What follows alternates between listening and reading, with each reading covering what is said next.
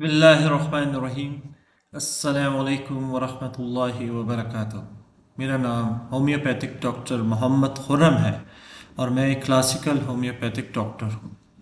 ये वीडियोस मैं सिर्फ होम्योपैथिक डॉक्टर्स और होम्योपैथिक स्टूडेंट्स के लिए बना रहा, लिहाजा इस वीडियो को सिर्फ होम्योपैथिक स्टूडेंट्स और होम्योपैथिक डॉक्टर्स ही सुने, आम बंदे के लिए वीडियोस नहीं है।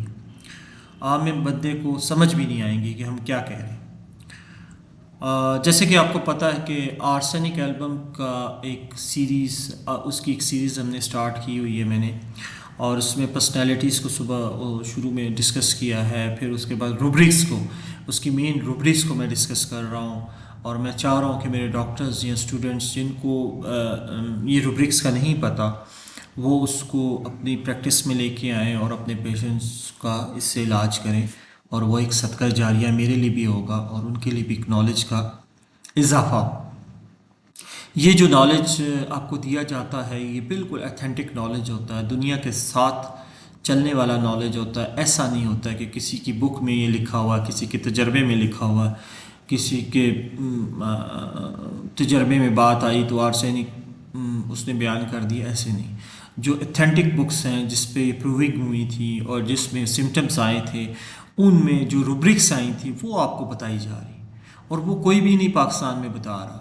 दुआ करें अल्लाह ताला मुझे इस्तकामत दे और मैं इसी तरीके से मेहनत करता रहूँ। ये चीज़ें आप लोगों के लिए बहुत ज़्यादा इम्पोर्टेंस रखती हैं अगर आप इसको पढ़ें, और आप होम्योपैथिक में बहुत आगे जाएंगे। आप स्टिल वहाँ नहीं रहेंगे जिधर आप रह के प्रैक्टिस कर रहे हैं। एक्सप्लोर करें दुनिया को, एक्सप्लोर करें होम्योपैथिक को। इसीलिए मैं एक्सप्लोर करवा रहा हूँ आपको आर्सेनिक एल्बम को। इसी तरह दूसरी मेडिसिन को भी करवाऊंगा। ऐसे नहीं है कि सिर्फ आर्सेनिक एल्बम आपको बयान कर दी जाएगी।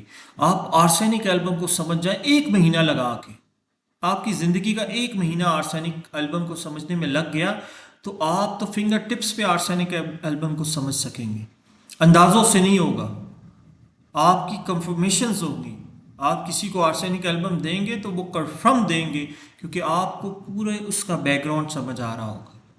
तो ये एक रूब्रिक है। आप अगर कंप्लीट रिपर्टी में चले जाएं, कंप्लीट रिपर्टी मैंने डिस्कस की हुई है। कंप्लीट रिपर्टी है क्या, जिसमें सारी रिपर्टीज़ का जो है मजमूआ शामिल है, और सारी रिपर्टीज़ की रूब्रिक्स को उन्होंने डिफ़ाइन किया हुआ है, एक जगह पे रखा हुआ है और उसको सीधा सीधा करके एक साइड पे किया हुआ है, और उस अथेंटिक है। तो उसमें आप जब माइंड चैप्टर में चले जाएंगे तो ग्रीडी, कैपिटिटी, चिल्ड्रन इन, अब ये तीन चार लफ्ज हैं और ये एक ही रूब्रिक है, और ये आपने बच्चों में ही देखनी है। आपको ये पता होना चाहिए होम्योपैथिक डॉक्टर को कि उसने कौन सी टूल किस पेशेंट पे इस्तेमाल करनी है, कौन सी रूब्रिक किस पेशेंट पे अप्लाई करनी है। जब आपके पास बच्चे आएंगे तो ये रूब्रिक आपके जहन में होनी चाहिए। अगर वो बच्चा आर्सेनिक एल्बम है, वो सारी चीज़ों को आप फोकस करते हैं, उसके अंदर आप ऐसी चीज़ें देखते हैं जो आपको आर्सेनिक एल्बम की तरफ लेके जा रही हैं, उसके अटेंडेंट से पूछते हैं, उसके पेरेंट्स से पूछते हैं, फिर जाके आपको समझ आता है हाँ भाई ये आर्सेनिक एल्बम लग रहा है, तो फिर ये रूब्रिक की तरफ आप जाएं। और ये पूरी रिपर्टी में एक ही रूब्रिक है, ये बड़ों में नहीं अप्लाई होगी, ये बड़ों में है ही नहीं। उसके आगे जो चिल्ड्रन इन लिखा है तो सिर्फ चिल्ड्रंस में ही आपको मिलेगी, ये बात याद रखें। ऐसे नहीं है कि आपके पास आर्सेनिक एल्बम 60 साल का बूढ़ा आ रहा है तो आप उस पर भी ये अप्लाई कर रहे हैं, ये रूब्रिक कुछ भी नहीं करेगी। वक्त के साथ साथ आर्सेनिक एल्बम की पर्सनैलिटी में चेंज आता है। जैसे इंसान बच्चा होता है उसकी सोच कुछ और होती है, बड़ा होता है सोच कुछ और होती है, जवान होता है सोच कुछ और होती है, बूढ़ा होता है सोच कुछ और होती है। इसी तरह पर्सनैलिटीज़ जो होती हैं मेडिसिन्स की, वो भी उस वक्त पे काम करती हैं जब उसकी पर्सनैलिटी को उसके मुताबिक दिया जाए। अब आर्सेनिक एल्बम का जो बच्चा जब आएगा तो आप इसके मायने में आपको थोड़ा डिफाइन कर देते हैं, इंग्लिश हैं तो थोड़ा सा इसकी ट्रांसलेशन की तरफ चले जाते हैं। तो ग्रीडी के मायने आपको पता है जी, लालची, ठीक है जी, हर एक को पता लालची। कैपेटिटी एक ऐसा वर्ड है जिसको आपको डिक्शनरी में जाके ढूंढना पड़ेगा, तो उसके मायने होता है चोरी की आदत, चोरी की आदत, आदत, ठीक है ना। एक होता है ज़रूरत की हद तक कोई बंदा चोरी कर लेता है, अपनी ज़रूरत पूरी होती है तो छोड़ देता है। वक्ती चोरी जिसको कहते हैं कि जी उसको ज़रूरत है वो ले ली उसने और अपनी ज़रूरत पूरी की और उसके बाद उसने तौबा कर ली और उसके बाद कहा मैं दोबारा नहीं करूँगा, मेरी ज़रूरत। ये है आदत। उसको ज़रूरत नहीं, आदत है। वो चोरी करेगा रखेगा, चोरी करेगा रखेगा, उसकी आदत। खाते पीते घराने के भी बच्चे होंगे तो वो ये चीज़ करेंगे। अब उसमें क्या होता है, उसके अंदर एक लालच होता है चीज़ें जमा करने का। अब उसमें पैसे जमा करने का लालच नहीं होता बच्चों में। पैसे भी थोड़े बहुत करता होगा, लेकिन उसको चीज़ों का जो सोच है ना, बच्चों की सोच है, महदूद सोच है। उनको खिलौने चाहिए, उनको चीज़ें चाहिए, उनको खाने पीने, ये महदूद सोच है। तो उस महदूद सोच के साथ आपने ये रुब्रिक लगानी है। आपने उनके पेरेंट्स से नहीं पूछना है डायरेक्ट कि जी आपका तो बच्चे को चोरी की आदत तो नहीं। कहेगा डॉक्टर साहब आप क्या मेरे बच्चे, आप इलाज कर रहे हैं, हमारे बच्चे पे इल्ज़ाम लगा रहे हैं। कभी भी पेशेंट से डायरेक्ट क्वेश्चंस नहीं करना जिससे उसकी दिल आज़ारी हो। आपने इनडायरेक्ट पूछना। आप होम्योपैथिक डॉक्टर कितनी अप्रोच रखता है कि वो इनडायरेक्ट इस रुब्रिक को समझ के वो किस तरह की टूल्स अप्लाई करेगा कि वो इस पे पूरा उतरती। सपोज आप पूछेंगे कि जी आपका बच्चा स्कूल में कैसा है, बोलेंगे जी बहुत अच्छा है। ये जो इसकी ज्योमेट्री बॉक्स है, इसकी कॉपीज हैं, इसका बैग है जी बड़ा प्रॉपर होता है। ज्योमेट्री बैग बॉक्स में पेंसिल अपनी जगह पे, शार्पनर अपनी जगह पे, फुट्टा अपनी जगह पे होता है, हर चीज़ होती। फिर आप आगे जाएंगे, बोलेंगे कि स्कूल से बच्चे की कोई कंप्लेन तो नहीं आती। हाँ जी कभी कभी आती है। अब वो कहे कि हाँ जी कभी कभी आती, टीचर कभी कह देती है कि इसके बैग में किसी की शॉर्पनर आ जाता है, किसी की पेंसिल रख लेता है, किसी की रबड़ रख लेता है, और ये क्या करता है, ये बहुत अच्छी चीज़ें उठाता है। इसको जो चोरी की आदत होती है अच्छी चीज़ों की, पैसे अच्छे हैं, पैसे भी उठा लेगा क्योंकि उसको पता है कि पैसों की एक वैल्यू, ये वैल्यूएबल चीज़ों को उठाता है। ये ऐसे नहीं है कि जो मर्जी दिल में आया उठा लिया। जमीन पे कोई चीज पड़ी होगी, देखेगा कि ये जमीन पे जो चीज पड़ी है इसके काम की, तो उठाएगा, नहीं होगी तो छोड़ देगा। ठीक है।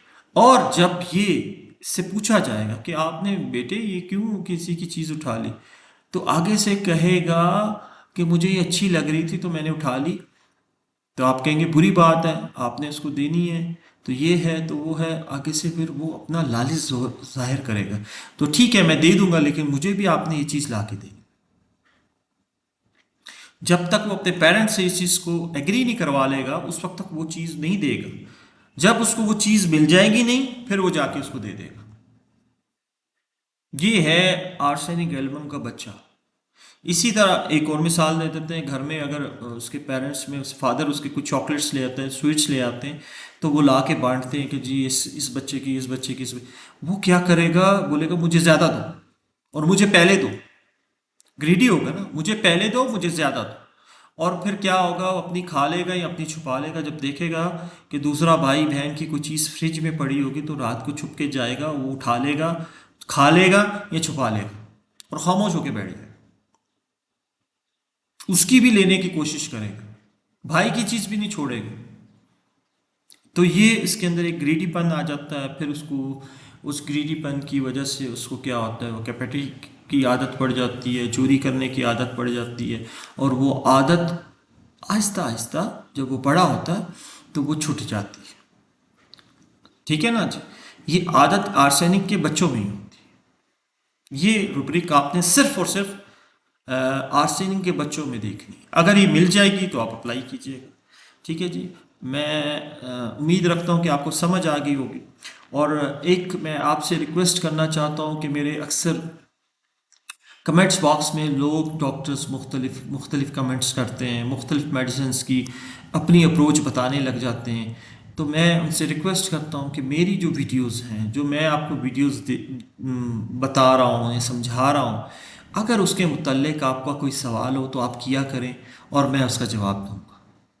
और उसके अलावा उसका जवाब नहीं दिया जाएगा। उसकी वजह ये कि उससे बहस से बहस चलती है। अब हर पेशेंट, हर डॉक्टर की अपनी अप्रोच है, हर डॉक्टर ने पढ़ के कुछ ना कुछ किया होता। तो मैं अपनी जो वीडियो बना रहा हूँ उसका ज़िम्मेदार मैं हूँ। और उसकी ज़िम्मेदारी की वजह से मुझसे अगर कोई सवाल उस वीडियो के मुतालिक करता है तो मैं उस वीडियो के मुतालिक उसको रेफरेंस और जो जो चीज़ें मेरा है मैं बता सकता हूँ। और उसको अगर कोई प्रॉब्लम है मुझे डायरेक्ट कॉल करे, मैं तो डायरेक्ट नंबर दिया हूँ। लेकिन इधर उधर की बातें जब करेगा जी इसमें तो ऐसे भी होता है, तो होम्योपैथिक तो बहुत बड़ी दुनिया है, वो फिर बहस हो जाती है। और यही बहस हमारे पाकिस्तान में चल रही है, जिसकी वजह से लोग इल्म आगे नहीं लेके जा सकते। जो जो इस वक्त इल्म सिखाया जा रहा है उस पर डिस्कशन करें। दुनिया में यही होता है, जो टॉपिक होता है उससे लोग नहीं हटते, उसी टॉपिक पे रह के सवाल करते हैं, उसी टॉपिक पे रह के अपनी क्यूरीज पेश करते हैं और फिर जाके वो टॉपिक आगे जाता है, कभी बहस नहीं करते।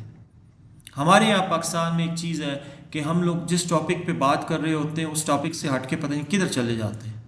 तो आपसे रिक्वेस्ट है, अगर आप लोगों ने मेरी वीडियोस देखनी है, आप समझते हैं कि आपको इससे नॉलेज मिल रहा है, तो काइंडली मेरी वीडियोस के मुतालिक आप मुझसे सवाल किया करें और मैं बिल्कुल उस सवाल का जवाबदेह हूँ कि आप पूछें जी डॉक्टर साहब ये रूब्रिक आपने कहाँ से ली, हमने तो नहीं देखी, तो मैं उसका बताऊंगा रेफरेंस की रूब्रिक कैसे। ऐसे मैं तो रूब्रिक लिख के दे देता हूँ आपको, डिस्क्रिप्शन में रूब्रिक लिख दी जाती हैं। और फिर भी अगर किसी को ये समझ ना आए, मैंने जैसे अभी समझा दी 7-8 मिनट में ये चीज़ समझाई है, अगर फिर भी किसी डॉक्टर को नहीं समझ आती तो मुझे बेशक डायरेक्ट कॉल करे और मुझसे बिल्कुल ब्रीफली मैं उसको समझा सकता हूँ, क्योंकि मैं सदका जारिया के तौर पे ये इल्म दे रहा हूँ। तो मैं नहीं चाहता कि मेरे इल्म को उसकी कोई अहमियत ना हो। तो आप अगर इल्म हासिल करना चाहते हैं तो ये वीडियोस देखा करें, नहीं तो दुनिया खुली हुई है। ठीक है जी, दुआ करें अल्लाह ताला हम सब के दोनों जहान बना के रखे, दोनों जहानों में जो बेहतर है नसीब करे, जो बेहतर नहीं है हमसे दूर कर दे और हमें सही मायने में इल्म हासिल करने की तौफीक दे और सही मायने में इल्म देने की तौफीक दे। अल्लाह हाफिज़।